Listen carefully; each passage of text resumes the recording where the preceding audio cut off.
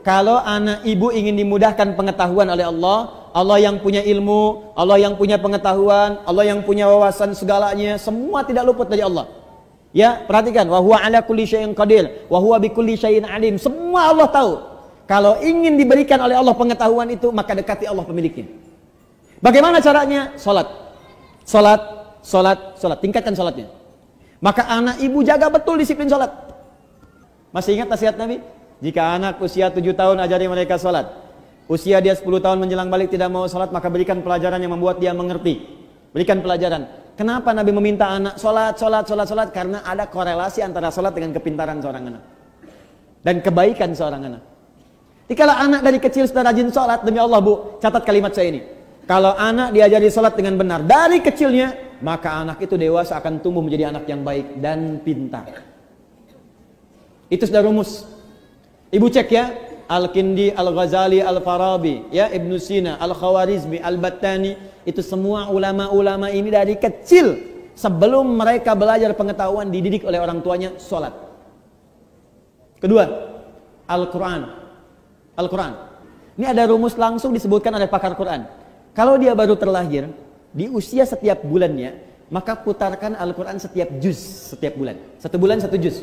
Berurut. Misal, bulan pertama dia lahir, juz 1, Al-Fatihah sampai 141. Juz 2, 142 sampai 253. Juz ketiga, ya 253 sampai dengan Ali Imran ayat ke-92. Terus, juz 1, juz 2, juz 3 sampai juz 30. Jadi, begitu anak itu usia 30 bulan, dia sudah mendengar 30 juz. Dan bayi itu fungsi pertamanya pada pendengarannya, bukan pada penglihatannya. Ketika usia 30 bulan artinya 2 tahun setengah. 24 bulan 2 tahun, 6 bulannya setengah, 2 tahun setengah dia sudah mulai bisa bicara. Dan dia sudah menghimpun di memorinya 30 juz Al-Quran. Anak itu, ini sepakat para pakar Quran, hanya tinggal diajarkan menghafal Quran 6 bulan hafal Quran 30 juz. Di 3 tahun anak itu sudah hafal 30 juz. Ibu cari Muratal 30 juz. Misal dengan speaker aktif atau yang lain, ibu putar aja di rumah 24 jam. Simpan di ruangan yang strategis, di ruang tengah, di kamar tidur. Saya biasanya di rumah itu di speaker aktif ada sesuai dengan tempat lah. Di setiap kamar kami simpan speaker aktif, Quran 24 jam aja putar. Di ruangan tengah ada di situ. Jadi tiap hari yang terdengar Quran. Tiap hari. Itu suasananya beda Bu, akan lain suasananya, beda. Ibu buka ya, ada kitab namanya Bidayatul Mujtahid. Sekarang banyak digandrungi, kitab fikih. Fikih perbandingan. Bidayatul Mujtahid ini Bu, itu tentang fikih perbandingan, tapi yang nulis dokter bedah. Dokter bedah, dokter spesialisasi bedah, hafal Quran. Dari hafal Quran ini belajar fikih. Hafal Quran, hafal fikih, kedokteran. Ibnu Sina, hafal Quran, hafal hadis, hafal tafsir, kedokteran.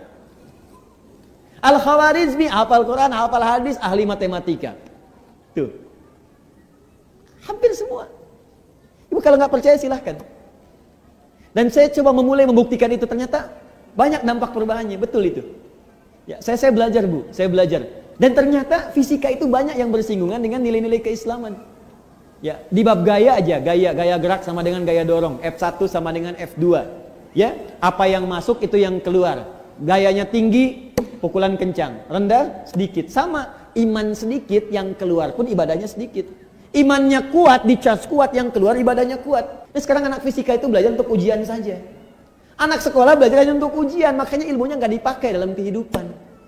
Saya sarankan begini, mumpung masih ada waktu, ibu dekati Al-Quran. Dan dekatkan anak-anak itu dengan Al-Quran. Itu Allah akan tingkatkan tingkat kecerdasannya. Kalau hafal dengan benar, itu minimal 3 kali lipat. Ada korelasi antara peningkatan kecerdasan dengan hafalan Quran. Antara hafalan Quran, karena Quran itu punya kurang lebih 52.000 kosakata. Penelitian menunjukkan orang yang banyak hafal kosakata itu akan berpengaruh pada wawasan. Dan karena dilatih cepat menangkap pengetahuan, dilatih cepat menangkap informasi, Quran itu kan paling dahsyat Bu. Belajar fisika, begitu disampaikan masuk, dibutuhkan keluar cepat. Biologi, dihafalkan masuk, keluar cepat. Makanya orang dulu, orang Islam dulu, itu walaupun mereka ahli biologi, matematika, bahkan kedokteran, itu rata-rata semua penghafal Quran. Masya Allah, itu dan kepake ilmunya gitu. Dan sekarang pun masih dikenal.